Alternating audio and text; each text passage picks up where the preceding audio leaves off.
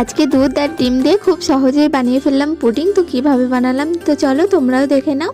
প্রথমে দেখলে একটা ডিম ফাটিয়ে তার মধ্যে গুঁড়ো করে রাখা চিনি, তারপরে দিলাম ভ্যানিলা এসেন্স, আর দিচ্ছি কনডেন্সড মিল্ক আর কিছুটা লিকুইড মিল্ক।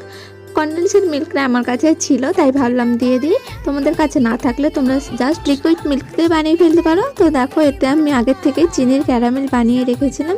তো এতে আমি সেট করে নিচ্ছি এবং ঢাকনা দিয়ে ঢেকে একটি কড়াইয়ে জল দিয়ে তারপর একটি স্ট্যান্ড দিয়ে এটাকে দিয়ে দিলাম। 20 থেকে 30 মিনিটের মতন বেক করে নিচ্ছি আমি এটাকে। এবার চলো ওপেন করা যাক এটাকে। ও মা, আমি তো পুরোই অবাক, দেখো কি হাল হয়েছে।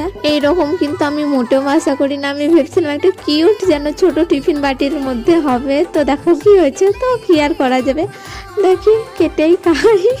তো গাইস, তোমাদের ভিডিওটা কেমন লাগলো অবশ্যই কমেন্টে জানিয়ে দিও। আর ভালো লাগলে একটি লাইক করতে ভুলো না। আর নতুন নতুন ভিডিও আসছে আমার চ্যানেলে, তার জন্য চ্যানেলটিকে সাবস্ক্রাইব করে নাও।